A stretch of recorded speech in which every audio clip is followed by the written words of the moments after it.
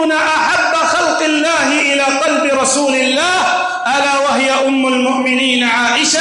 ولهذا نقل إجماع الأمة قاطبة أن من اتهم أم المؤمنين عائشة بالزنا بما برأها الله منه فهو كافر بإجماع الأمة. فأي إسلام للرافضة؟ أي إسلام لهم؟ ومن عداوة الرافضة للإسلام والمسلمين بغيهم على أصحاب رسول الله صلى الله عليه وآله وصحبه وسلم، ورضوان الله على الصحابة أجمعين، وقبح الله الرافضة أجمعين. كفروا أبا بكر وعمر وعثمان وأبا هريرة وخالدا والمقداد وغيرهم من الصحابة، ولعنوهم وسبوهم وجعلوا يشتمونهم على ممر الأزمان. ومن بغي الرافضة على الإسلام والمسلمين بغيهم لحملة القرآن الكريم، وما صنعوا بدماج عنا ببعيد.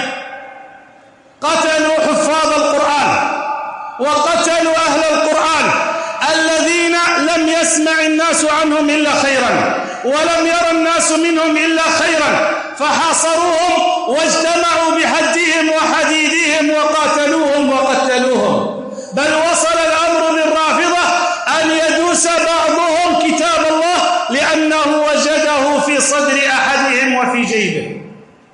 عداوة للإسلام والمسلمين.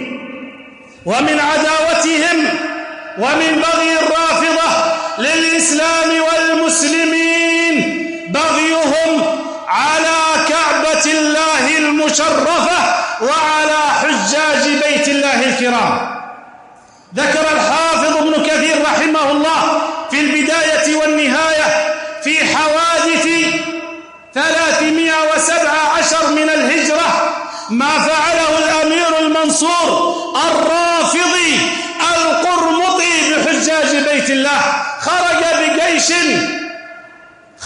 بجيش عرمرم من العراق واجتاح مكة في يوم التروية، وإذ به يقتل الحجاج قتلا ذريعا، بل ووصل به الأمر أن ردم ماء زمزم بجثة الحجاج، ردمها بجثة الحجاج. ولم يكتفي بغيه بذلك، بل قلع باب الكعبة، بل أمر جنده أن ينزعوا ميزاب الكعبة، بل ووصل بغيه أن أخذ الحجر الأسود أكثر من 20 عاما وكسره. فكان المسلمون يحجون بيت الله أكثر من 20